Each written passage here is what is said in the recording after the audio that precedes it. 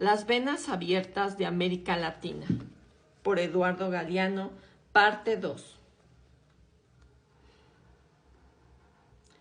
España adquiría realidad como nación, alzando espadas cuyas empuñaduras dibujaban el signo de la cruz. La reina Isabel se hizo madrina de la Santa Inquisición. La hazaña del descubrimiento de América no podría explicarse sin la tradición militar de guerra de cruzadas que imperaba en la Castilla medieval. Y la Iglesia no se hizo rogar para dar carácter sagrado a la conquista de las tierras incógnitas del otro lado del mar. El Papa Alejandro VI, que era valenciano, convirtió a la reina Isabel en dueña y señora del Nuevo Mundo.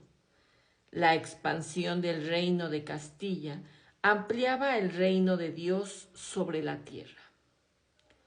3 años después del descubrimiento, Cristóbal Colón dirigió en persona la campaña militar contra los indígenas de la Dominicana. Un puñado de caballeros, 200 infantes y unos cuantos perros, especialmente adiestrados para el ataque, diezmaron a los indios. Más de 500 enviados a España fueron vendidos como esclavos en Sevilla y murieron miserablemente. Pero algunos teólogos protestaron y la esclavización de los indios fue formalmente prohibida al nacer el siglo XVI. En realidad no fue prohibida, sino bendita. Antes de cada entrada militar, los capitanes de conquista debían leer a los indios, ante escribano público, un extenso y retórico requerimiento que los exhortaba a convertirse a la Santa Fe Católica. Si no lo hicieres, o en ello dilación maliciosamente pusieres, certificos que con la ayuda de Dios yo entraré poderosamente contra vosotros, y vos haré guerra por todas las partes, y manera que yo pudiere, y os sujetaré al yugo y obediencia de la Iglesia y de su majestad, y tomaré vuestras mujeres e hijos, y los haré esclavos, y como tales los venderé, y dispondré de ellos como su majestad mandare. Y os tomaré vuestros bienes, y os haré todos los males y daños que pudiere. De Daniel Vidart, en Ideología y Realidad de América, Montevideo, 68. América era el vasto imperio del diablo, de redención imposible o dudosa, pero la fanática misión contra la herejía de los nativos se confundía con la fiebre que desataba en las huestes de la conquista, el brillo de los tesoros del Nuevo Mundo. Bernal Díaz del Castillo, soldado de Hernán Cortés, en la conquista de México, escribe que han llegado a América por servir a Dios y a su majestad, y también por haber riquezas. Colón quedó deslumbrado cuando alcanzó el atolón de San Salvador por la colorida transparencia del Caribe. El paisaje verde, la dulzura y la limpieza del aire, los pájaros espléndidos y los mancebos de buena estatura, gente muy hermosa y harto mansa, que allí habitaba. Regaló a los indígenas unos bonetes colorados y unas cuentas de vidrio que se ponían al pescuezo y otras cosas muchas de poco valor con que hubiera mucho placer, y quedaron tanto nuestros que era maravilla. Les mostró las espadas, Ellos no las conocían, las tomaban por el filo y se cortaban.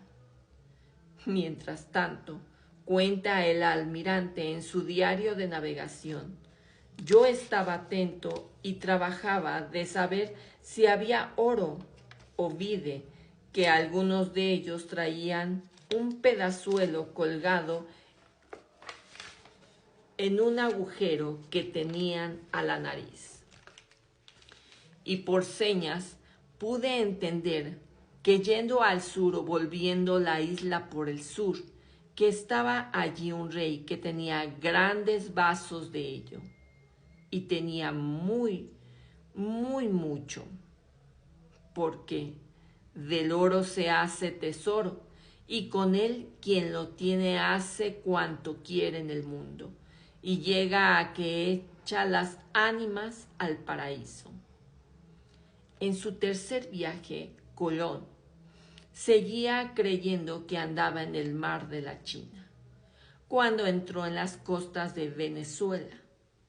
Ello no le impidió informar que desde allí se extendía una tierra infinita que subía hacia el paraíso terrenal. También Américo Vespucio, explorador del litoral de Brasil, mientras nacía el siglo XVI, relataría a Lorenzo de Médicis: los árboles son de tanta belleza y tanta blandura que nos sentíamos estar en el paraíso terrenal. De Luis Nicaloa Doler, Cronistas de las Culturas Precolombinas, México, 1963. Con despecho escribía Colón a los reyes, desde Jamaica en 1503. Cuando yo descubrí las Indias, dije que era el mayor señor rico que hay en el mundo. Yo dije del oro, perlas, piedras preciosas, especieras. Una sola bolsa de pimienta valía en el medievo más que la vida de un hombre, pero el oro y la plata eran las llaves que el Renacimiento empleaba para abrir las puertas del paraíso en el cielo y las puertas del mercantilismo capitalista en la tierra. La epopeya de los españoles y los portugueses en América combinó la propagación de la fe cristiana con la usurpación y el saqueo de las riquezas nativas. El poder europeo se extendía para abrazar el mundo. Las tierras vírgenes, densas de selvas y de peligros, encendían la codicia de los capitanes, los hidalgos caballeros y los soldados en harapos lanzados a la conquista de los espectaculares botines de guerra. Creían en la gloria, el sol de los muertos, y en la audacia, a los osados ayuda fortuna, decía Cortés. El propio Cortés había hipotecado todos sus bienes personales para equiparar la expedición a México. Salvo contadas excepciones, como fue el caso de Colón o Magallanes, las aventuras no eran costeadas por el Estado, sino por los conquistadores mismos o por los mercaderes y banqueros que los financiaban. En James Oates, Cap de Key, el Estado español en las Indias, México 41.